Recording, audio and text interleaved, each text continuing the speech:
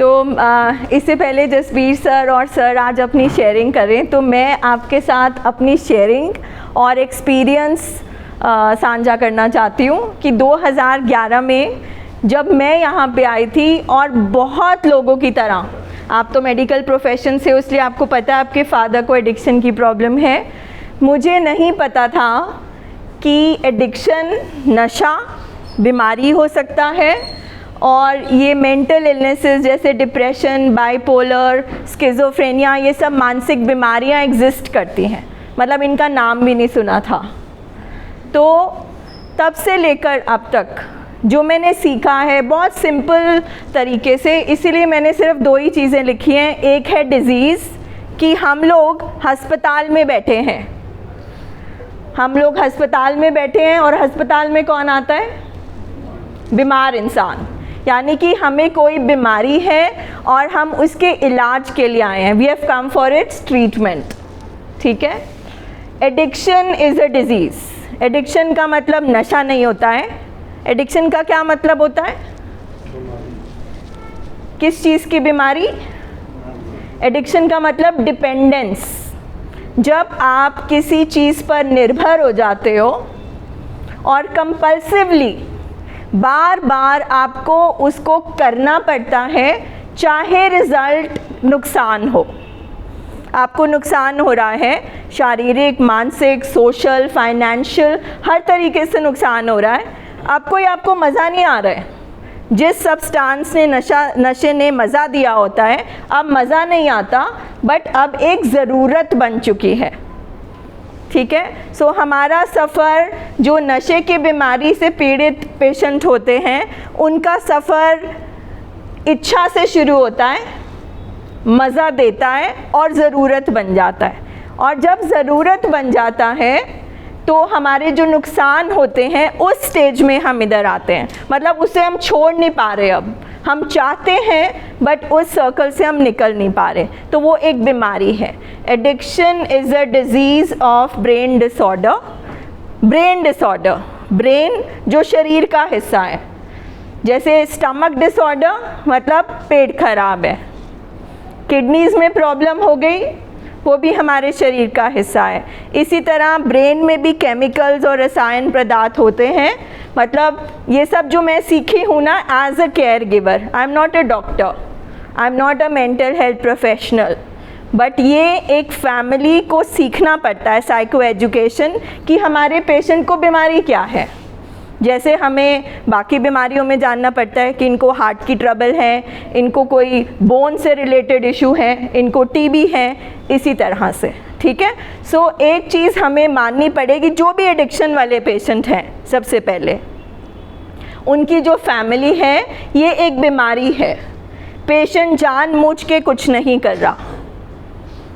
Patient जानबूझ के क्या नहीं कर रहा? जब एडिक्शन की बीमारी घर में आ जाती है तो मोटे मोटे शब्दों में क्या होता है? घर में शांति नहीं रहती, लड़ाइयाँ झगड़े होते हैं, रिश्तों का नुकसान होता है, पैसे का नुकसान होता है, इज़्ज़त का नुकसान होता है, हेल्थ का नुकसान होता है, हर चीज़ का नुकसान होता है। पर फिर भी हमारे में जो फैमिली में जो मरीज़ है, जो नशा करता है, वो बार बार करता जा रहा है, फिर भी वो छोड़ नहीं पा रहा, ठीक है।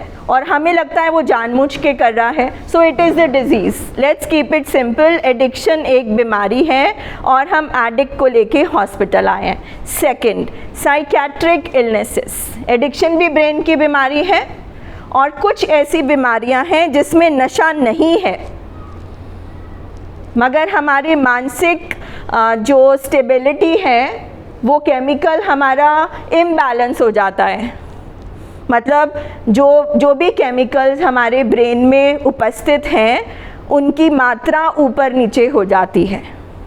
जैसे हम HB के लिए जाते हैं, हम जब ब्लड टेस्ट के लिए जाते हैं तो डॉक्टर कहते हैं मेल्स में इतना होना चाहिए, फीमेल में इतना होना चाहिए। इसी तरह ब्रेन में जो केमिकल्स हैं उनकी भी कुछ मात्राएं हिसाब की होनी चाहिए। तो जब भी वो ऊपर नीचे होगी, ये बीमारियां हो सकती हैं, जैसे डिप्रेशन। उदासी और डिप्रेशन में फ़र्क है। डिप्रेशन एक क्लिनिकल सिचुएशन है, जब पर्सन बहुत लो हो जाता है। बाइपोलर, जब वो सिर्फ डिप्रेशन में नहीं, वो इलेशन में भी चला जाता है, इतना हाई में तेज़ी आ जाती है, बहुत बोलने लगता है, जैसे आपकी बेटी के साथ प्रॉब्लम्स हैं, ठीक है। और स्किज़ोफ्रेनिया, एंजाइटी डिसऑर्डर, शक हो जाना, लगना कि आप हमारा पेशेंट को कुछ दिखने लगता है, वो कुछ आवाज़ें सुनना लगता है, ये सारी मानसिक बीमारियां हैं। मैं दोनों की शेयरिंग इसलिए कर सकती हूँ क्योंकि मेरे घर में 2 पेशेंट हैं, मेरा बेटा और मेरे हस्बैंड, जिनको मानसिक बीमारियां भी हैं, मतलब बिना सब्सटेंस के, और एडिक्शन की प्रॉब्लम का भी ट्रीटमेंट हुआ, एडिक्शन के डिज़ीज़ का भी, ठीक है। सो मेरी फर्स्ट लर्निंग थी यहाँ पे आके, जैसे मैं आपको बोल रही हूँ, addiction is a disease, full stop. ना आदत, ना कैरेक्टर, ना कोई बुरा, ना कोई भला, ये बीमारी है जो लड़के को भी हो सकती है, जो लड़की को भी हो सकती है, किसी को भी हो सकती है, अमीर हो गरीब हो, it is a disease. And second thing, disease किसका है? ब्रेन का, यानी कि इस हॉस्पिटल में ब्रेन का ट्रीटमेंट होगा। सो ये सारी बीमारियां जो लिखी हैं, ये बीमारियां हैं और इनका ट्रीटमेंट होना है। अब ट्रीटमेंट मैंने सीखा कि क्या है।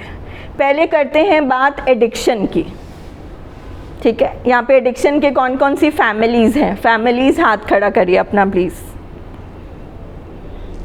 मैं करती हूँ हाथ, जाहिर है हम यहाँ पे ट्रीटमेंट के लिए आए, तो कोई शर्म की बात नहीं है। सबसे बड़ी बात, अगर आप चाहते हैं आपके साथ जो यहाँ आज बैठा है उसका इलाज हो, तो शर्म को बाहर छोड़ के आओ। शर्म, इज़्ज़त, लोग क्या कहेंगे, या फिर आप अपने परिवार वाले को छोड़ दो, मुझे तो लगता है, ठीक है। क्योंकि जब आप हॉस्पिटल ले आए तो आपको पता होना चाहिए कि बीमारी क्या है, नहीं तो आप अपना टाइम और पैसे वेस्ट कर रहे हैं यहाँ पर, ठीक है। सो ट्रीटमेंट, यहाँ आने से पहले वही हाल था जो आप लोगों के घर में था, लड़ाई झगड़े, कस्में देना, कस्में तोड़ना, नशे की बातें होना, डिवोर्स, इमोशनल ब्लैकमेल, पूजा पाठ, मंत्र तंत्र, मतलब सब कुछ कर के हम यहाँ पे आते हैं। तो मैंने भी वही किया, मैंने कुछ अलग नहीं किया। बट जब मैं यहाँ पे आ गई तो मैं बहुत रिलैक्स्ड हो गई, क्योंकि मुझे समझ में नहीं आ रहा था ऐसा क्यों हो रहा है। तो उस क्यों को एक डेफिनेशन मिल गई जब डॉक्टर भाटिया ने कहा कि ये एक बीमारी है। जब बीमारी है तो ऑटोमेटिकली मैंने सारी की सारी अपनी पावर्स किसको ट्रांसफ़र कर दी? किसको देनी अपनी पावर्स? हमें, डॉक्टर को, क्योंकि उस बीमारी का जो एक्सपर्ट है वो डॉक्टर है और वो ट्रीटमेंट करेगा। बट मैंने ये सीखा कि ये फैमिली डिजीज़ है 2 तरीके से। एक, हमारा जो पेशेंट है उसका ब्रेन डिसऑर्डर है। सो इसका मतलब मैं ये समझी और मैंने ये सीखा, ना मेरा पेशेंट नॉर्मल है, ना मेरा पेशेंट पागल है। और गंदा और वाली चीज़ें तो मैंने साइड पे कर दी, क्योंकि मैंने मान लिया कि सामने जो है, मेरे साथ जो है, वो एक पेशेंट है, ठीक है। सो ना हमारा पेशेंट नॉर्मल है, क्योंकि वो नॉर्मल हरकतें नहीं कर पा रहा, और ना वो पागल है, क्योंकि वो समझ पा रहा है। वो एक बीच के स्टेट में है, ब्रेन का उसकी ब्रेन का डिसऑर्डर हो गया है, कोई प्रॉब्लम हो गई है जिसकी वजह से वो सही फैसले नहीं कर पा रहा। सबसे बड़ी बात मैं ये सीखी कि जब हम कहते हैं ब्रेन की बीमारी, मान लीजिए आपके हस्बैंड को किडनीज की प्रॉब्लम होती, ठीक है, और तब उनका ब्रेन काम करता, ठीक काम करता ना। ब्रेन क्यों ज़रूरी है? ब्रेन क्यों ज़रूरी है? सोचने के लिए, समझने के लिए। यानी कि सबसे बड़ी बात जो मैंने अपने आप को सिखाई, जिसने मुझे हस्बैंड से पेशेंट के रोल में ट्रांसफ़र करने की हेल्प करी। इससे पहले तो मैं यही समझती थी ना, मेरा हस्बैंड क्यों कर रहा है, मेरा हस्बैंड क्यों नहीं समझ रहा, क्यों वो बाकी चीज़ें समझ पा रहा है, ये नहीं कर पा रहा। तो जब मैंने सुना it is a disease of brain disorder, और ब्रेन हमारी ज़िंदगी और शरीर को ब्रेन चलाता है, तो अगर ब्रेन में खराबी हो जाएगी तो ब्रेन सही काम नहीं करेगा। ब्रेन सही काम नहीं करेगा तो पर्सन सही फैसला नहीं कर पाएगा, उसकी मत का हिस्सा खराब हो जाएगा। तो जब मैं ये समझी कि मत का हिस्सा खराब हो गया है, मेरा हस्बैंड इसलिए सही फैसला नहीं कर रहा है, मेरा बच्चा इसलिए सही फैसला नहीं कर पा रहा है, तो उस टाइम में किसको फैसला करना है, किसको समझना है, बताइए कौन समझेगा? परिवार वाले। So family comes first. जिस तरह से अगर मान लीजिए हमारे पेशेंट की टांग टूट जाती है, हाथ काम नहीं करता, तो हम उसको खाना खिलाते हैं, हम उसको पकड़ पकड़ के चलाते हैं। इसी तरह से जब उसकी ब्रेन की हड्डी टूट जाती है या वो फैसला नहीं कर पाता, तो हमें फैसला लेना है, क्योंकि वो तो बीमार है।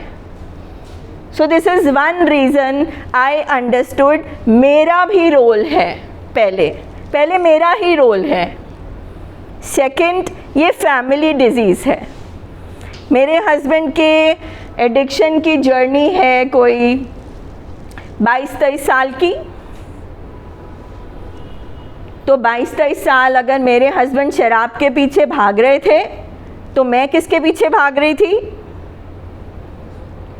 मैं हस्बैंड के पीछे। तो हम दोनों भाग रहे थे, ठीक है।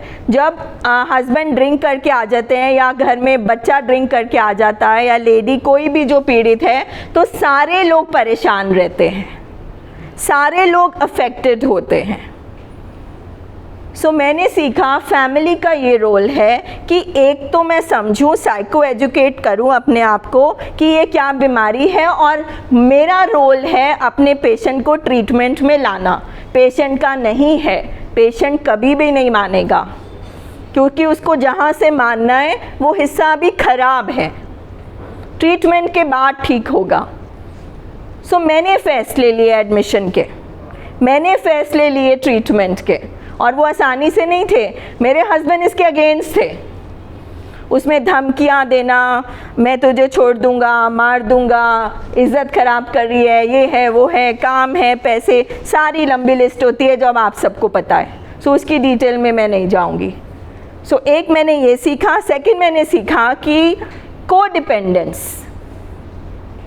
छोटा सा एक एग्जाम्पल है, रात को हस्बैंड ड्रिंक करके आए या रात को एक बच्चा ड्रिंक करके आया, अपनी लड़ाइयाँ शड़ाइयाँ हुई, जो कुछ भी हुआ, सुबह उठ के रियलाइजेशन हुई, अच्छा मुझसे गलती हो गई, माफ़ी दे दो, फिर छोड़ दूँगा, ये कर दूँगा। तो फिर मदर और वाइफ और फैमिली ने क्या किया? हमेशा बोला ओके ठीक है, फिर माफ़ कर दिया। तो हम इसी सर्कल में करते करते आपस में जो एक दूसरे के पीछे भागते रहे और भाग भाग के थक गए। तो मैं भी उतनी ही बीमार हूँ। इसको बोलते हैं कि मैं को एडिक्ट हूँ, मैं को डिपेंडेंट हूँ। अगर एक एडिक्ट डिपेंडेंट है तो मैं को डिपेंडेंट हूँ, मैं भी साथ में निर्भर हो गई। मेरी नींद, मेरी सेहत, मेरे रिश्ते, मेरा काम, daily life, relationship, social life, सारा कुछ अफेक्टेड हुआ, तो मैं भी अफेक्टेड हुई। सो सेकंड चीज़ मैंने ये सीखी, एक तो मुझे अपने आप को थोड़ा स्टेबल करना है पहले, क्योंकि मैं भी उतनी बीमार हूँ। फॉर एग्ज़ाम्पल, जब मैं अपने हस्बैंड के साथ इधर 5 सितंबर 2011 को आई, तो 3-4 दिन से मैं नहाई नहीं थी, मैंने खाना नहीं खाया हुआ था। अब उस हाल में क्या समझ आता है? परेशान थी। ट्रीटमेंट करा करा के, डिटॉक्स करा करा के, डीएमसी में 1 साल बहुत लंबा समय होता है। डिटॉक्स कराया, घर चले गए, फिर दोबारा रिलैप्स, हॉस्पिटल आए, डिटॉक्स कराया, फिर चले गए। कभी 1 महीना हॉस्पिटल, कभी साइड इफ़ेक्ट हो रहा है। बस हम लुधियाना से फ़िरोज़पुर बस यही करते रहते थे 2010-2011 तक, जब तक हम यहाँ नहीं आए, ठीक है। तो उस हाल में मैं बीमार हुई ना। अब जब मैं यहाँ पर पहुँची, मैं ऑलरेडी बहुत बीमार थी, मुझे कुछ नहीं पता था, मेरे पास कोई उम्मीद नहीं थी। इतने सारे रिलैप्सेस जब हमारे पेशेंट के घर में होते हैं तो हमारी उम्मीद ख़त्म हो जाती है, और जब हमें पता भी नहीं होता ये क्या है, कोई गाइड नहीं करता, कुछ नहीं करता, तो ये बात आप मानेंगे कि एक बीमार दूसरे बीमार को ठीक नहीं कर सकता। अगर घर में कोई बच्चा बीमार है, बड़ा बीमार है, उसको बुखार है, आपको भी बुखार, तो आप दोनों बेड पे लेट जाओगे। So my role as a wife, my role as a family was कि मैं अपने आप को सही करूं। उसके लिए एक 2 ज़िंदगी में शब्द जो आज तक मैंने यूज़ करे हैं, इसीलिए मैं यहाँ पे आज खड़ी हूँ, वो है, पहला है एक्सेप्ट, मानो। मेरा मानना है जब तक आप मानेंगे नहीं आपको पेन है, आपकी हीलिंग नहीं हो सकती। हाँ, हमें दर्द है। आप सब जो यहाँ पे बैठे हो, कोई है जिसको दर्द है इसलिए यहाँ बैठा है? किस किस को दर्द है? हाथ खड़ा करो। किस किस को दर्द है? आपको कोई दर्द नहीं है? फिर हाथ ऊपर करो, क्योंकि अगर दर्द नहीं है तो आप छुट्टी लेके चले जाओ यहाँ पे। आप क्या कर रहे हो? ठीक है, फर्स्ट मैंने सीखा एक्सेप्ट। एक्सेप्ट ये एक बीमारी है, जैसे भी है, बदनाम है, एडिक्शन है, मानसिक है, जो भी है। Second is choice. अब मुझे पता चल गया, पहले तो जब मैं यहाँ पे आई कोई रास्ता नहीं था, बिकॉज मैं एक ऐसे टाइम पे आई थी जब डॉक्टर ने डीएमसी में कहा था कि आपके हस्बैंड 3 महीने से ज़्यादा ज़िंदा नहीं रहेंगे। ठीक है, 3 महीने का टाइम तो दे दिया, अब वो 6 होता 7 होता, आई डोंट नो। सो एक रास्ता था कि 3 महीने वेट करो, एक रास्ता था कि आप यहाँ पे पहुँचे, आपको पता चला, ठीक है, आपको नहीं पता था बीमारी है, आपको नहीं पता था फैमिली का क्या रोल है, क्या ट्रीटमेंट है, मगर जब मैं यहाँ पे आ गई तो मैंने एक्सेप्ट किया कि ये बीमारी है। फिर मैंने सारी पावर सरेंडर किया डॉक्टर को कि ये आपका काम है, क्योंकि मैंने तो सब कुछ कर लिया ना। हमने as wife, as mother, father सब कुछ कर लिया, चाहे वो एडिक्शन है, चाहे वो साइकेट्रिक इलनेस है, कुछ भी है, मना के देख लिया, डांट के देख लिया। तो मैंने अपनी सारी चॉइस मैंने ये मेक करी कि मेरे पास लूज़ करने को क्या है। आप बोलो या ना बोलो, बट जो भी यहाँ पर बैठा है इस टाइम घर में नरक है। ना हमें त्योहार का पता, ना हमें टाइम का पता, ना हमें रिश्तों का पता, ना हमारी नॉर्मल लाइफ चल रही है। इसको नरक कहती हूँ मैं, आई डोंट नो आप क्या कहते हो इसको। तो जब हमारी लाइफ है ही नरक में और कुछ खोने को नहीं है, खोने को सिर्फ एक चीज़ है, क्या है? हाँ, अभी वो जिंदा है, ज़्यादा से ज़्यादा क्या होगा, वो मर जाएगा। ठीक है, सो जब मेरे सामने ये 2 चीज़ें थी कि एक तरफ मौत है, उसके बाद तो मैं कुछ नहीं कर सकती ना। मैं तो तभी तक कर सकती हूँ जब तक मेरा हस्बैंड ज़िंदा है या मेरा बेटा ज़िंदा है, तो मैं कर सकती हूँ। सो मैंने ये चॉइस मेक करी, I will go for treatment. अगर मैं यहाँ पे बैठना शुरू करा, सुनना शुरू करा, इतने लोग ठीक हुए, सब कुछ है, हर तरह के लोग होते हैं यहाँ पे, सब बीमार लोग हैं हम, पता नहीं ये डॉक्टर कैसा होगा, क्योंकि मानसिक मेंटल हेल्थ की फील्ड में कोई ज़्यादा अच्छी स्टोरी नहीं है हमारी सोसाइटी में। ना हमारे पास अच्छे हॉस्पिटल्स हैं, ना डॉक्टर्स हैं, ना उनके पास टाइम है। तो यहाँ पहुँचते पहुँचते तक हमारे काफ़ी बैड एक्सपीरियंसेस हुए होते हैं, उसकी वजह से हम बहुत निराश हुए होते हैं। पर चलो मान लिया मैं भी बहुत निराश थी, पर चॉइस क्या थी? सो इलाज तब शुरू होगा जब आप मानोगे, और मानोगे अब कोई चॉइस नहीं है, ये करना पड़ेगा। फिर मैंने ये करा, मैंने माना ट्रीटमेंट। ठीक है, अब मैं आ जाती हूँ ट्रीटमेंट पर, बट उससे पहले मैं आपको एक बात दोबारा रिमाइंड करानी चाहती हूँ। उससे पहले आपको मैं ये रिमाइंड कराना चाहती हूँ कि बात सुनते सुनते बार बार आप एज अ वाइफ, आप एज अ डॉटर, हाँ, उसके दिमाग में यही ख्याल आएंगे, मेरा हस्बैंड नहीं मानता, मेरे फादर नहीं मानते। तो कुछ बातें मैं आपको बताना चाहती हूँ। ब्रेन डिसऑर्डर की बीमारी है, हमारे पेशेंट का ब्रेन काम नहीं कर रहा। उसको मैं पागल नहीं कह रही, बुरा इंसान नहीं कह रही, उसे मैं कुछ गलत नहीं कह रही, वो बीमार है, बस उसे मैं बीमार कह रही हूँ। वो फैसला नहीं कर सकता, वो नहीं समझ सकता उसको बीमारी है, उसकी बॉडी ऑटोमेटिकली वो नशा मांग रही है, चाहे वो खून की उल्टियाँ करे, चाहे उसको वो पचे नहीं, चाहे उसको दिख रहा है वो पेन में है, वो मगर फिर भी करता जा रहा है। It is a disease of denial. हमारा पेशेंट नहीं मानता अनटिल अनलेस उसको पचना बंद हो जाए, ज़िंदगी में बहुत बड़ा हादसा हो जाए तो वो ये बोलेगा चलो मेरा इलाज कराओ, चलो अस्पताल लेकर चलो। तो ये पूरी जर्नी में आज आप जब शुरू कर रहे हैं आपको बार बार ये आएगा मेरा हस्बैंड नहीं मानता, मेरा बच्चा नहीं मानता। तो ये डिज़ीज़ ऑफ डिनाइल है, ये किसी का हस्बैंड, बच्चा, लड़की, लड़के नहीं मानते, इंडिया में भी नहीं, बाहर भी नहीं। ठीक है, ये आप अपने दिमाग में फिक्स कर लो चीज़, क्योंकि चॉइस मैंने मेक करी, एक्सेप्ट मैंने किया, ट्रीटमेंट मैंने स्टार्ट करवाया। पेशेंट का रोल आएगा अभी आगे जाकर, ट्रीटमेंट। अब ट्रीटमेंट समझना बहुत ज़रूरी है, उसको बिल्कुल सिंपल करें। ठीक है, आपका बच्चा है कोई, कभी वो बीमार हुआ है तो आप उसे डॉक्टर के पास लेकर गए, डॉक्टर क्या बोलता है, क्या लिख कर देता है? प्रिस्क्रिप्शन लिखता है डॉक्टर। तो इस हॉस्पिटल में भी एक प्रिस्क्रिप्शन है। जिस तरह से बाकी अस्पताल में आपको वायरल है, टीबी है, कोई भी बीमारी है तो डॉक्टर प्रिस्क्रिप्शन लिख के देता है, 1 दवाई, 2 दवाई, 3 दवाई, 4 दवाई, ये परहेज़। तो ये प्रिस्क्रिप्शन है जो मैं आपके साथ शेयर कर रही हूँ, जो मैंने ज़िंदगी में फॉलो किया और आज तक मैं कर रही हूँ। अब वो प्रिस्क्रिप्शन क्या है? अगेन इसमें कोई चॉइस नहीं है, एक्सेप्ट करना पड़ेगा। बहुत सिंपल बीमारी है जो मैं डीएमसी में कराती रही, जो मुझे नहीं पता था मैं किस लिए जाती हूँ, उसको कहते हैं डिटॉक्सिफिकेशन।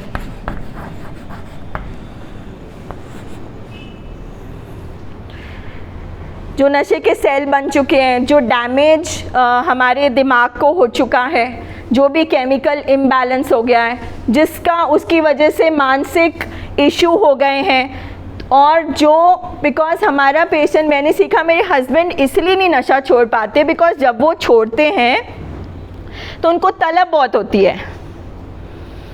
तलब नॉर्मली सबको होती है, जिसको मीठा खाना होता है उसको मीठे की होती है, जिसको कॉफ़ी पीनी है, चाय पीनी है, उसको चाय की होती है।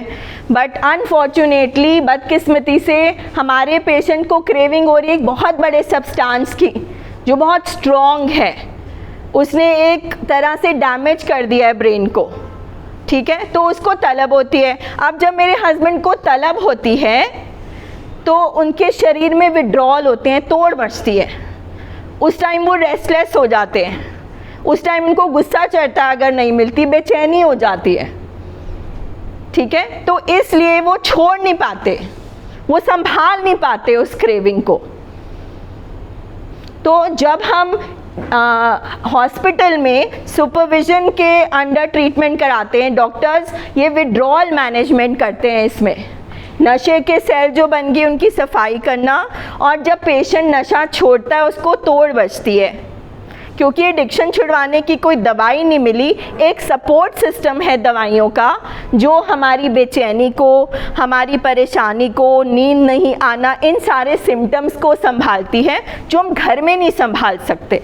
इसीलिए फर्स्ट प्रोसेस है, ये फर्स्ट दवाई है, इसके बिना आगे नहीं चल सकता। तो यानी कि जिसके लिए मैं लुधियाना जाती रहती थी, बार बार हम जाते थे, वो एक ट्रीटमेंट का हिस्सा है, मगर वो सिर्फ एक दवाई है। आप सोचो, ये मैं प्रिस्क्रिप्शन लिख रही हूँ जो मैंने सीखा। सेकंड है रिहैबिलिटेशन।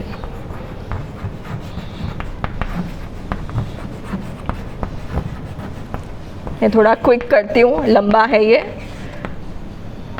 मैं लिख देती हूँ पहले एक बार।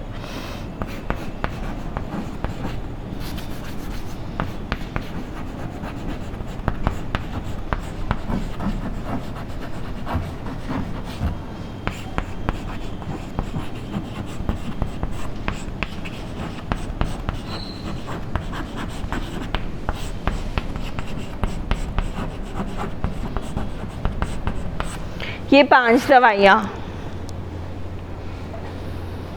डिटॉक्सिफिकेशन, रिहैबिलिटेशन, नशा छुड़ाओ केंद्र, नशा मुक्ति केंद्र, सेंटर, ये नाम बहुत बदनाम है सोसाइटी में। सो जब मुझे पहली बार हमारे एक फ्रेंड ने बोला कि नितिन को, मेरे हस्बैंड को रिहैब की ज़रूरत पड़ेगी, तो मुझे लगा जैसे पहाड़ टूट गया मेरे ऊपर कि हमारी जैसी फैमिली रिहैब जाएगी। सेंटर्स, गंदी जगह जहाँ पे अनपढ़ लोग जाते हैं, हमारे जैसे लोग क्यों जाएंगे? या फिर रिहैब में जाना अब ज़िंदगी ख़त्म, बिकॉज पता नहीं था। It's very embarrassing for me to say कि मैं मतलब इतनी पढ़ी लिखी हूँ, MPhil करी है, बट मुझे पता नहीं था कि रिहैब क्या होता है। जब यही नहीं पता था बीमारी होती है, तो ये कैसे पता होगा कि ट्रीटमेंट कौन सा, ट्रीटमेंट का क्या हिस्सा है। सो रिहैबिलिटेशन, क्योंकि रिहैब का मतलब पता था। अब जब बाढ़ आ जाती है, लोगों के घर ख़त्म हो जाते हैं, तो गवर्नमेंट उनको रिहैब कराती है, पुनर्निवास कराती है, राइट।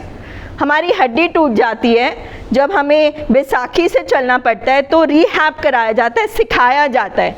इसी तरह से हमारा जो एडिक्ट है, उसका ना कोई टाइम, ना रूटीन, ना खाना पीना, ना सेहत, ना रिश्ते, मतलब बायो साइको सोशल डिजीज़ कहते हैं, हर तरफ से वो जो बाहर की दुनिया में विचरना भूल जाता है, बाहर की दुनिया के सिस्टम से कट जाता है। तो जब हमने उसकी शराब छुड़ा दी, जब वो शराब छोड़ के सोसाइटी को फेस करेगा, क्योंकि इससे पहले तो वो होश में नहीं रहता ना, चाहे वो ड्रग्स ले रहा है, चाहे वो अल्कोहल ले रहा है। अब जब वो होश में वापस जाएगा, तो उसके रिश्ते जो ख़राब हुए हैं, उसकी जो रूटीन जो ख़राब हुई है, उसको तो जीना ही नहीं आता। इसलिए रिहैब ज़रूरी है। आपकी रूटीन, एक रिहैब में एक दिनचर्या होती है, सुबह उठते हो, मीटिंग होते हैं, थेरेपीज़ होते हैं, आप दोबारा आपके रिश्ते उनके लिए आपको प्रिपेयर किया जाता है। सो रिहैब इज़ वेरी इम्पॉर्टेंट। सबसे ज़्यादा ज़रूरी चीज़ जो मैंने कहीं पढ़ा था कि डिटॉक्स, पहले सिर्फ डिटॉक्स होते थे, और डॉक्टर्स ने ये डिस्कशन करी जब ये स्टार्ट हुआ एडिक्शन का ट्रीटमेंट, कि जब हमारा पेशेंट डिस्चार्ज हो जाता है, वो जाते ही दोबारा कर लेता है। तो इसलिए एक सेफ जोन बनाया गया। पहले तो सिर्फ 30 दिन का प्रोग्राम था, बट मिनिमम 90 या 100 दिन का प्रोग्राम बनाया गया। रिहैब पूरी दुनिया में है, यानी कि उन्होंने ऑब्ज़र्व किया होगा साइंटिफिकली कि 3 महीने मिनिमम लग जाते हैं। हमारे जो ब्रेन के केमिकल इम्बैलेंस हैं, सिनेप्टिक कनेक्शन जो हमारे टूट जाते हैं, तो रिहैबिलिटेशन एक सेफ जगह जहाँ पे वो सब्सटेंस ना मिले, क्योंकि वो दोबारा अंदर जाएगा तो दोबारा डिटॉक्स करना पड़ेगा, पेशेंट को समझ नहीं आएगा, तो रिहैब ज़रूरी है। सो ये सेकंड दवाई, ये जो हमने पूरा किया, मेरे बेटे का भी रिहैब हुआ, मेरे हस्बैंड का भी हुआ। फैमिली लर्निंग, ये मैं आपको बता चुकी हूँ, हमें सीखना है। दूसरा है थेरेपी। एडिक्शन थोड़ी कॉम्प्लेक्स बीमारी है। हमारे जो पेशेंट हैं, जो कुछ नए लोग आए हैं, जब आप 3-4 दिन यहाँ बैठोगे, आप देखोगे अच्छा उसका हस्बैंड जो बात कराए, बिल्कुल बात मेरे हस्बैंड में है। हमारे घर में भी ऐसा होता है। यानी कि इस बीमारी से पीड़ित जो हमारे पेशेंट हैं, उनके कुछ ऐसी वीकनेसेस हैं, कुछ कमज़ोरियां हैं उनकी पर्सनालिटी में, कुछ कमज़ोरियां रह चुकी हैं उनकी ज़िंदगी में। शायद किसी तरह का दर्द, किसी तरह का trauma, bringing up, family environment, accident, तो कोई ना कोई एडिक्शन जो है, एडिक्शन बीमारी की जो जड़ है, वो किसी ना किसी दर्द में है, किसी ना किसी कमी में है, जिसकी वजह से हमारे पेशेंट कोप अप नहीं कर पाते, उनके कोपिंग मैकेनिज़्म नहीं है। परेशान तो आप भी होते होगे, मगर आप कैसे संभालते हो? आप कैसे संभालते हो जब आप अपने फादर को इतना परेशान देखते हो? कल आपने ये फैसला अकेले किया, कैसे किया? मैं पाठ कर लेती हूँ, मन डाइवर्ट करती हूँ। वन एग्जाम्पल, इनका कोपिंग मैकेनिज़्म है पाठ से कर लिया, पर इसका मतलब ये नहीं कि हमारे पेशेंट गलत हैं, उनके पास उतनी ताकत नहीं है। इसलिए ये थेरेपी जो है, ग्रुप में बैठ के और अकेले काउंसलर्स के साथ में इस पे काम किया जाता है, बचपन से लेके, फैमिली हिस्ट्री से लेकर अब तक, क्योंकि ये पुश्तैनी बीमारी भी है। पिता पुरखी कहते हैं, जो भी पिता पुरखी बीमारी भी है, जेनेटिक, एनवायरनमेंट, पर्सनालिटी। तो इसलिए जो थेरेपी है इस पे ये काम होता है। ये सारी चीज़ें बहुत इम्पॉर्टेंट है। इसके बाद जब सब कुछ हो गया तो फॉलो अप, जैसे हम यहाँ फॉलो अप के लिए बैठे हैं, बहुत सारी फैमिलीज़ यहाँ फॉलो अप के लिए बैठी हैं। फॉलो अप हम हर चीज़ में करते हैं। हार्ट का डॉक्टर कहता है हाँ सर्जरी हो गई, अब कुछ महीनों बाद आप चेकअप के लिए आएंगे। इसी तरह से हमें यहाँ पे फॉलो अप के लिए आना पड़ता है। और क्योंकि एडिक्शन इज़ ए डिज़ीज़ जो पूरी ज़िंदगी की बीमारी है,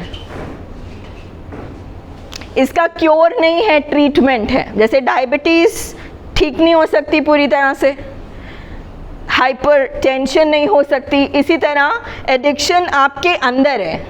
ये जो बीमारी का कीड़ा है, कमज़ोरी है, ये आपके अंदर है, इसलिए रिलैप्सेस के चांसेस बहुत ज़्यादा हैं। इसलिए हमें एक प्रोग्राम में रहना पड़ता है।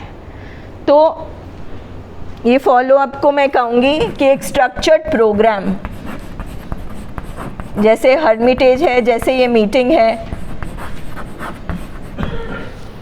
स्ट्रक्चर्ड प्रोग्राम में रहना पड़ता है। क्योंकि हमारा पेशेंट नशा नहीं कर सकता, उसको कभी नहीं पचेगा। जब मैं कहती हूँ कि अगर मेरे हस्बैंड को अल्कोहल की एडिक्शन थी तो किसी भी तरह का नशा, चाहे वो कॉफ़ी है, कोई भी चीज़ जो केमिकली किक देती है ब्रेन को, बिकॉज़ नशा भी कोई ना कुछ हाई दे रहा है ना, कोई भी चीज़ जो हाई देगी, जब उसके ताल्लुक़ में मेरे हस्बैंड आएंगे तो रिलैप्स के चांसेस बढ़ जाएंगे। और हमारी बाहर की दुनिया में ये सब चीज़ें आसपास हैं। तो आपको स्ट्रेंथ के लिए, आपको पावर के लिए, आपको बार बार ये याद दिलाने के लिए, क्योंकि इंसान बहुत जल्दी भूल जाता है ठीक होकर, तो ये स्ट्रक्चर्ड प्रोग्राम और फॉलो अप में आते रहना बहुत ज़रूरी है। और जब हमारे जैसे सारे हों तो हम उनसे सीखते हैं, उनसे स्ट्रेंथ मिल जाती है, वो एक तरह की फैमिली बन जाती है। जैसे बाहर आप जाएंगे तो इंजीनियर्स हैं, उनको लगता है कि हम सारे इंजीनियर्स के साथ ही बैठे हैं, डॉक्टर्स को लगता है हम डॉक्टर्स के साथ ही बैठे। इसी तरह हमारा भी एक फेलोशिप बन जाता है जिसमें फैमिली दूसरी फैमिली से स्ट्रेंथ लेती है। जैसे आप मुझसे आज कुछ सुन रहे हो तो कहीं ना कहीं आप रिलेट कर पा रहे हो, हमारी पेन सेम है। सो ये प्रिस्क्रिप्शन बहुत ज़रूरी है। और लास्ट में मैं ये ऐड करना चाहती हूँ कि एक तो थी बीमारियां मैंने लिखी साइकेट्रिक इलनेसेस जैसे स्किज़ोफ्रेनिया, बाइपोलर डिसऑर्डर। तो अगर एक पेशेंट को एडिक्शन भी है और उससे पहले थी या एडिक्शन के बाद आ गई और दूसरी मानसिक बीमारी जैसे बाइपोलर डिसऑर्डर, तो वो 2 बीमारियां हो गई ना।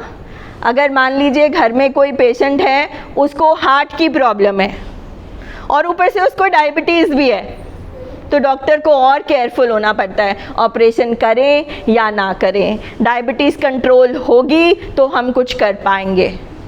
तो जिनको ड्यूल डायग्नोसिस 2 बीमारी हो जाती है, उनको और ज़्यादा थोड़ा टाइम लगता है और ध्यान देना पड़ता है। जो भी यहाँ पर पेशेंट बैठे हैं, अब मैं एडिक्शन को छोड़ के थोड़ा सा शेयर करूँगी। जो डिप्रेशन के पेशेंट हैं, जो बाइपोलर डिसऑर्डर के पेशेंट हैं, जैसे आपकी बच्ची को प्रॉब्लम है, तो ये साइकेट्रिक इलनेसेस जो हैं, इनके लिए दवाइयाँ और फॉलोअप बहुत ज़रूरी हैं। हमें पता होना चाहिए कि हमारे फैमिली मेम्बर को कौन सी इलनेस है, इसके क्या सिम्टम हैं, जब ये होती है तो हम कैसे मैनेज कर सकते हैं। क्योंकि बीमारियाँ रिलैप्स होती हैं, जॉन्डिस भी रिलैप्स होता है ना, पीलिया होके दोबारा हो जाता है। तो मान लीजिए आपके घर में किसी को पीलिया हुआ, ठीक हो गया, 4 महीने हो गए, आपको लगा एक दिन कि फिर से आंखें पीली हो रही हैं या वैसे से सिम्टम दिख रहे हैं, तो सबसे पहले आपके दिमाग में क्या आता है, फिर से जॉन्डिस तो नहीं हो गया। तो इसी तरह से ये इन बीमारियों के भी साइन सिम्टम रिलैप्स के हैं। आपको साइन दिखना शुरू हो जाते हैं। अगर हमारा पेशेंट स्टेबल है, मगर अचानक कुछ दिन में आपको साइन दिख जाते हैं। जैसे मेरे हस्बैंड में मैं नोट करती थी, जो बाइपोलर डिसऑर्डर के पेशेंट हैं, कि जब ये हाई की तरफ जा रहे होते हैं इनका ब्रेन, तो इनकी सबसे पहले नींद कम होती है। नींद कम होना, चिड़चिड़ापन आ जाना, तेज़ी से काम करने लग जाना, बड़ी बड़ी बातें करने लग जाना। तो जब हम अपने पेशेंट के साथ फैमिली में रहते हैं, हमें लक्षण समझ में आ जाते हैं।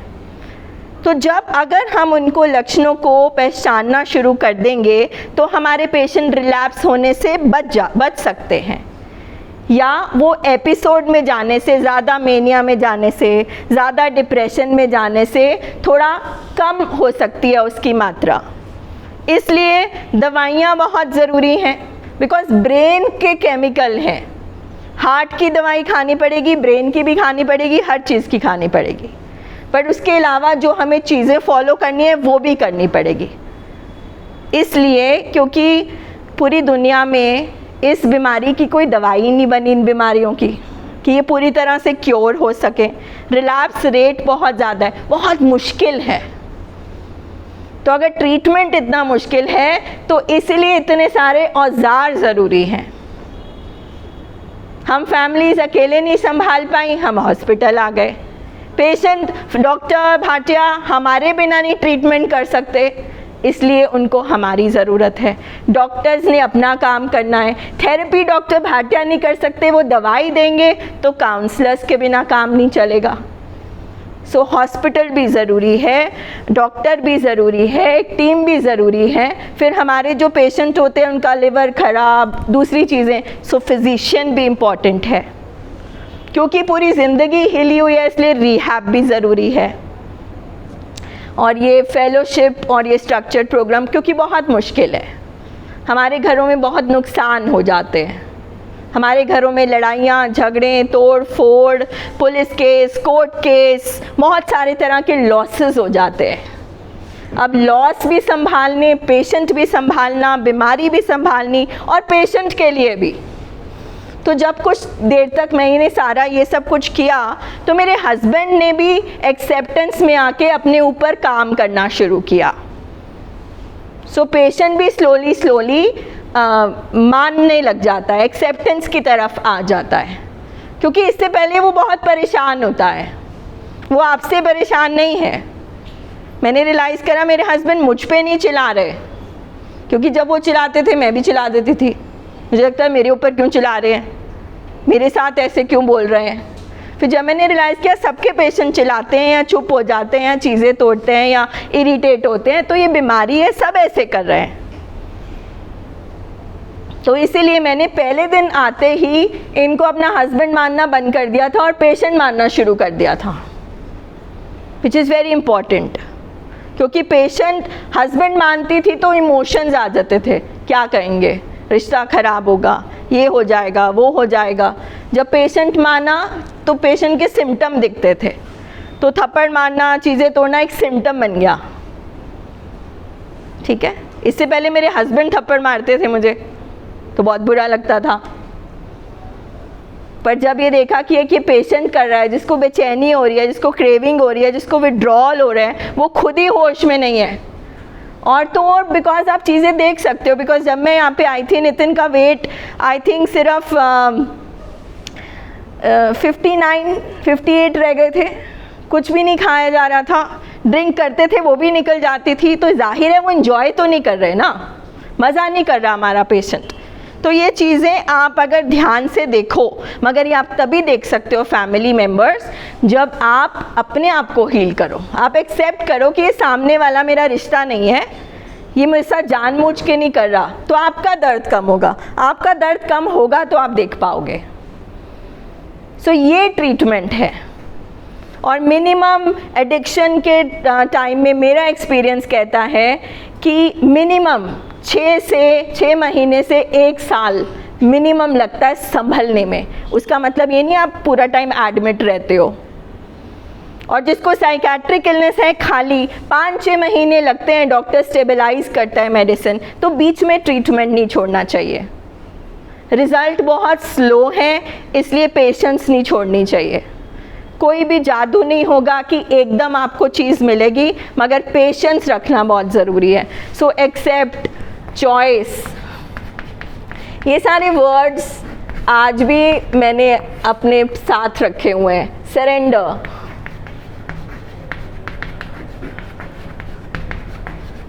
टाइम, ये इनका कोई वो नहीं है. Time, surrender, patience, accept, choice, ये हम सबकी लर्निंग है. ये आप हर फैमिली से सुनोगे जो यहाँ बैठी है. हर फैमिली से जो रिकवरी में है उन्होंने ये सारी चीज़ें यूज़ करी हैं. तो मैं कोई अनोखी नहीं हूँ या मुझे स्पेशल नहीं करना, सबको करना है. चाहे वो डॉक्टर है, टीचर है, कोई भी है, ये ट्रीटमेंट है और उसको फॉलो करना है. अब आप कभी भी दूसरे अस्पताल में हम नहीं कहते कि अच्छा ये वाली दवाई खा लेते हैं, ये रहने देते हैं, या चलो अब ये छोड़ दो. आप छोड़ के देख लीजिए, नुकसान होगा. अब फिर वही आ जाती है, चॉइस है आपकी. पूरी दुनिया में एक यही स्ट्रक्चर है, यही ट्रीटमेंट है और कोई ट्रीटमेंट नहीं है. So again it's your choice. तो मैंने तो आपको आपके साथ अपना एक्सपीरियंस शेयर किया कि बहुत निराश होते हैं, बहुत परेशान होते हैं, बहुत पेन होती है, मगर आपकी चॉइस है. अगर आप अपने फैमिली मेम्बर को ठीक करना चाहते हो, अगर आपको उससे प्यार है, आप चाहते हो आपका घर बना रहे, तो बिना ट्रीटमेंट के क्यों साथ रहना उस पेशेंट के. उसमें तो और दर्द है ना. तो जो दर्द 15% 50% है उसको 30% कर लो. So this is what you learn. अगर आपको कुछ पूछना है, एनीथिंग, आपको ज़रूर पूछना चाहिए, यहाँ पे बैठ के शेयर करना चाहिए. आप you want to ask anything, then I just hand over to sir. कुछ भी, एनीथिंग जो दिमाग में आ रही है चीज़. आपको ये चीज़ तंग कर रही है ना, पापा कहते हैं मीटिंग में नहीं जाना, तुम जाओ. सो ये चीज़ बार बार तंग करेगी. ये चीज़ आपको रोज़ तंग करेगी, हर मोमेंट तंग करेगी. और ये बीमारी बहुत चालाक है.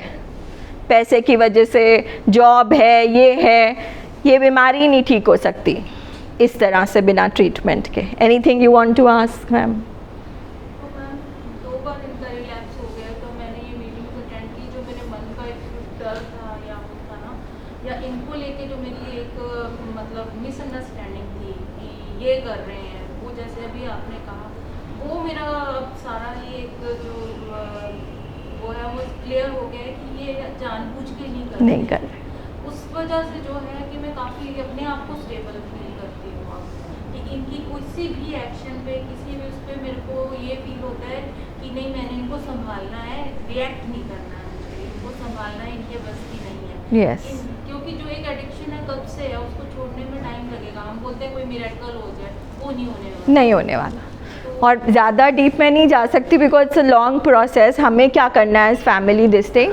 बट ये बात मैं आपको ज़रूर कहती हूँ कि इसको याद रखना जो आपने बात करी है, इसलिए फॉलो अप ज़रूरी है. क्यों है कि हम भी इंसान हैं, हमारी भी ईगो है, अंदर बहुत दर्द है.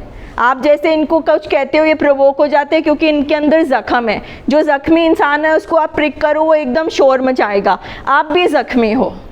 सो आप अपने ऊपर वर्क करो. तो हम भी ज़ख्मी हैं, कई बार ये कुछ कह दें. मैं भी अभी तक इस पे वर्क करती हूँ कि फिर मुझे सेल्फ टॉक करनी पड़ती है कि मैं एक बीमार इंसान से बात कर रही हूँ, उसके अंदर इतनी कैपेसिटी नहीं है, तो वो ये मुझे नहीं कह रहा, वो अपनी वजह से कर रहा है. सो ये आपको रिमाइंड कराना है ऑलवेज. हाँ, वो एक्चुअली प्रोसेस में है ना. मैंने तो आज सिंपल रखा कि ये ट्रीटमेंट है, ये दवाइयाँ हैं, इसको मैंने प्रिस्क्रिप्शन माना था. क्योंकि मेरे को एक बुरा एक्सपीरियंस हो गया था ना 1 साल का, कि जाते थे डिटॉक्स कराते थे, 15 दिन कभी एडमिट करे, कभी 20, अब जी चले जाओ अब डिस्चार्ज. अभी तो मेरे हस्बैंड फिरोजपुर, हम पहुंचते नहीं थे तो रास्ते में पी लेते थे. मैं कह रही ये कौन सा ट्रीटमेंट है. फिर हम जा रहे हैं तो ये वाला तो मुझे समझ आ गया था. तो डॉक्टर भाटिया ने कहा कि ये भी बाकी फैमिलीज़ की तरह आएगी छुट्टी वुट्टी मांगने, तो अब इसे वैसे ही बहुत अंग्रेज़ी मार रही है, इसने तो कराना नहीं ट्रीटमेंट. तो ही सेड कि अच्छा डिस्चार्ज. आई सेड क्या डिस्चार्ज, ये डिटॉक्सिफिकेशन का ड्रामा तो मैं 1 साल करा चुकी हूँ, नेक्स्ट बोलो आप. यू सी, आप समझ नहीं सकते, मैं इसलिए बोल रही हूँ क्योंकि मैं बहुत रिलैक्स्ड हो गई थी, मुझे ये प्रिस्क्रिप्शन नहीं पता था, तो सारी कुश्ती मैं करती रहती थी और रिजल्ट नहीं मिलता था जैसे आप सब करते हो। तो ये एक प्रिस्क्रिप्शन है, you have to follow this, everybody has to follow, that is what.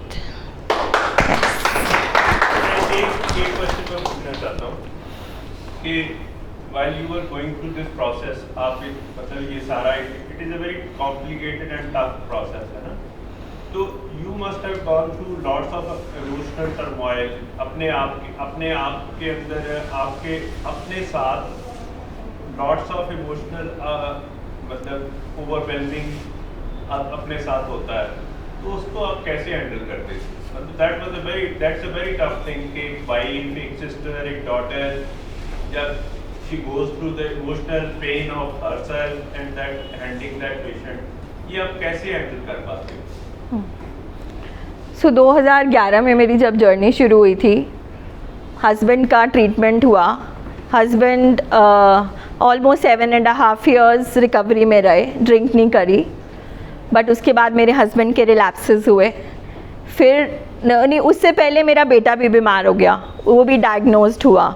सो अगर मैं पूरी जर्नी को एनालाइज करूं तो yes it's very difficult. Relapses से पहले ही ट्रीटमेंट की बात कर रही हूँ कि बहुत मुश्किल है, क्योंकि ये बीमारियाँ दुनिया नहीं समझती, तो हर पर्सन को ना एक सपोर्ट सिस्टम चाहिए होता है, कोई भी इतना ताकतवर दुनिया में नहीं है। मैं शुरू से लाइफ में मैंने बहुत ट्रबल देखी है, पेन देखी है, तो कहीं ना कहीं स्ट्रेंथ मुझे उससे काफ़ी मिली हुई थी। आई लर्नड अ लॉट, सो एक ब्लेसिंग थी मेरे लिए। Second, I have learned a lot from my parents, जो हमेशा उसमें मतलब प्रॉब्लम में रहे, स्ट्रेंथ। बाकी ये है कि आपको अपनी स्ट्रेंथ ढूंढनी पड़ती है, जैसे पाठ करके आपको सेल्फ टॉक करना पड़ती है। पहली बात तो ये है कि जब हमें पता चल जाता है ना कि ये बीमारी है, तो आधी से ज़्यादा प्रॉब्लम तो उसी में हल हो जाती है कि भाई ये कुछ और नहीं है, मिस्ट्री नहीं है, तो एक तरफ से आप रिलैक्स्ड हो जाते हो। मगर ये जो प्रोसेस है, जैसे सर कह रहे हैं, ये बहुत मुश्किल है, तो वो मैं सारी बातें करूं, वो भगवान भी है। I believe a lot in God, faith और होप, सबसे इम्पॉर्टेंट चीज़ तो मैं लिखना ही भूल गई। मतलब आप किसी को भी मान सकते हो, कोई बहुत पर्टिकुलर मेरा फेवरेट गॉड नहीं है, मगर मैं मानती हूँ कि कोई पावर है, ठीक है। होप और फेथ जो मुझे यहाँ पे आके मिला, जो मुझे ये सुन के मिला कि ये बीमारी है, फिर मुझे रास्ता मिला, उसके बाद में आपको एक सपोर्ट सिस्टम तैयार करना पड़ता है। प्लीज़ आप मत सोचो कि आप अकेला कर सकते हो, बिकॉज़ हमारे अंदर बहुत पेन है, बहुत ट्रॉमा है। यहाँ पहुँचने से पहले मार, लड़ाइयाँ, बहुत तरह की चीज़ें होती हैं। सो मैं अपनी ताकत, ये जो मीटिंग है ना आज, जैसे मैं आपके साथ शेयरिंग कर रही हूँ, यहाँ से बहुत मिली। डॉक्टर से मिली, he is a wonderful doctor and a wonderful human being. Human मतलब मैं कहूँगी कि इंसान, जसबीर जैसे सर, अमित सर जैसे पर्सन, वालिया सर, बिकॉज़ यहाँ से सबसे ज़्यादा ताकत मिली, क्योंकि यहाँ पे बहुत पेन से गुजरे हैं लोग और रिकवरी में गए हैं, तो वो दर्द समझ सकते हैं। फेलोशिप से सपोर्ट मिली। अगर मैं कहूँगी सारा कुछ मैंने खुद किया, ठीक है मेरा एफर्ट था, मगर ये सारी चीज़ों को मैंने इस्तेमाल किया क्योंकि मेरा जुनून था ठीक करना। I wanted solution, I wanted कुछ रास्ता मिले, और जब हम ये चाहते हैं तो हम पहुंच सकते हैं अपनी मंजिल पर। सो एक्सेप्ट करना, मगर ताकत अंकल जी, परेशानी तो बहुत होती है ना। आज आप सुबह मिले, हम फिर आ गए, दुख हुआ ना, दर्द हुआ, अब फिर से आपको ये झेलना है, तो क्या करोगे? ये मीटिंग में बार बार सुनोगे, आप मुझसे सुनोगे, हाँ हमारे घर में भी रिलैप्सेस हुए, हम फिर आगे बढ़ गए, फिर ट्रीटमेंट लिया, अब फिर हम उस रास्ते पे जा रहे हैं। कोई बात नहीं, कोई हुई लाइफ में प्रॉब्लम्स हुई, नहीं संभाला गया, हो गया, तो आपको यहाँ से मेरी बात सुनेंगे, मैं किसी और की बात सुनूंगी, यहाँ से बहुत ताकत मिली सर। प्रोग्राम समझा, I believe in God, I listen to everybody, मतलब सारी चीज़ों की सपोर्ट से हम कर सकते हैं, मुश्किल नहीं है। एक मैं चीज़ और ऐड करना चाहूँगा, इसका दूसरा एस्पेक्ट है कि जब हमारे पेशेंट कुछ ठीक हो जाते हैं ना, तो they also start understanding when you are exhausted. I wanted to go, yes there. तो ये ना आप सोचना कि ये 5 साल का सफर है, 7 साल का सफर है, तो आप ही सिर्फ emotional trauma. There are so many times I have seen my patients supporting their mothers and their wives so much कि मैंने मतलब ये देखा है कि एक टाइम पे आके ना हमारे पेशेंट्स इतनी इमोशनल सपोर्ट देते हैं अपने वाइफ को या अपने फैमिली मेंबर्स को, वो भी बहुत बड़ा रोल है। दिस इज हाउ आई मैं चाहूँगा भी कि मतलब पेशेंट्स ना अपना ये रोल भी समझे। यस, जब ये ठीक होए ना, तो इनको चाहिए कि अपनी फैमिली जो टूट रही है, एग्जॉस्टेड है, मतलब जो वो कर सकते हैं ना हमारे पेशेंट रिपेयर होने के बाद, अपने आप को ठीक करने के बाद, वो एक बहुत बड़ी कंट्रीब्यूशन जो वो कर सकते हैं, वो इस दुनिया का कोई इंसान नहीं कर सकता। एंड हमारे पेशेंट्स करते हैं। आई हैव सीन कि बाद में वो इतने they are because they are emotionally sensitive, so they really take care of their families as well. Yes. जब वो ठीक होती है, ये मैं इसी तरह से एंड करना चाहती थी। एक्चुअली सर ने एग्जैक्टली कह दिया कि जब हमारा इतना सपोर्ट सिस्टम लेके हम ट्रीटमेंट में आगे बढ़ते हैं, तो एक टाइम आता है, लाइक आपकी शादी को कितनी देर हो गई? 17 ईयर्स हो गए। सो 17 ईयर्स से कब से आपको लगता है कि क्या रिश्ता है ये हमारा? 3 साल हो गए। ठीक है, उससे पहले कोई ऐसी बात आपके हस्बैंड और आप में जो बहुत आपको दिल को छुई हो, आपके हस्बैंड की बात? मैम कई बातें पहले केयरफुल भी, मतलब केयरिंग, चलो केयरिंग का ही एस्पेक्ट लेते हैं। तो ये जो एडिक्शन है, ये तो अपने आप से ही नाता छोड़ देती है, तो डिटैच्ड एक पत्थर बना देती है एक इंसान को। ठीक है, तो जब ट्रीटमेंट में मतलब आपके हस्बैंड बेटर होना शुरू होंगे, ये बीमारी निकलना शुरू होगी, जब ये रिकवरी में जाएंगे, तो एक वही एक्शन ये दोबारा करेंगे जो ये एडिक्शन से पहले करते थे, तो आपको कैसा लगेगा?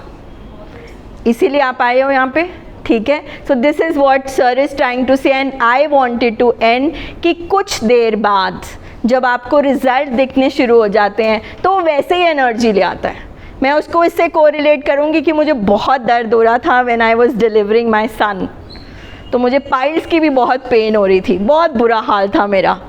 But when my son was there, तो सारी पेन भूल गई मैं, which any mother does. I don't think इससे ज़्यादा पेन से गुजरता है कोई लाइफ में, फिज़िकल। तो आप भूल जाते हो बच्चे को, जब बच्चा आपकी गोद में आता है, you forget everything. So similarly जब हमारे पेशेंट रिकवरी में जाते हैं, पेशेंट बुरे नहीं है ना, वो उनकी जर्नी में एक ये हादसा हो गया बीमारी का, तो जब ये मतलब हादसे से निकलेंगे, तो वो पर्सन पुराने जैसा ट्रांसफ़र हो जाएगा ना, रादर उससे better, because they are very sensitive people. तो हमें हमारी स्ट्रेंथ और होप वापस रिगेन होना लगता है। Thank you.